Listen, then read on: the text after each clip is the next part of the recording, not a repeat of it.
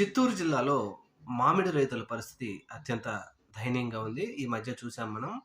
మామిడికాయలన్నీ తీసుకొచ్చి రోడ్ల మీద పారబోసిపోవడం మనం చూసాం. అయితే అలాగే రైతులందరూ మామిడి చెట్లనన్నిటిని నట్ట నిలువున నరికేస్తుండడంతో ఇదంతా పెద్దగా సోషల్ మీడియాలో చర్చలయ్యి ప్రభుత్వానికి చెడ్డ పేరు వచ్చే విధంగా ఎళ్ళింది. దీనిని ఏ విధంగా ప్రభుత్వం సరిదిద్దుకోవాలి అంటే, ఆ రైతులకు మద్దతుగా నిలబడి సరిదిద్దుకోవాలని, అలా కాకుండా అక్కడ ఉన్నటువంటి ప్రభుత్వ అధికారులు వెళ్లి బలవంతంగా రైతుల మీద సంతకాలు చేయించుకున్నారు. ఎందుకంటే, మేము స్వచ్ఛందంగా ఈ మామిడి చెట్లు 40 సంవత్సరాలు దాటినాయి కాబట్టి, మేము నరికి వేసుకున్నామని మీరు సంతకాలు పెట్టాలి. లేకపోతే పోలీసులొస్తారు. పోలీసులు మీ మీద కేసులు పెడతారు. మీరు చెట్లు నరకడం వలన రాష్ట్ర ప్రభుత్వానికి చెడ్డ పేరొచ్చింది.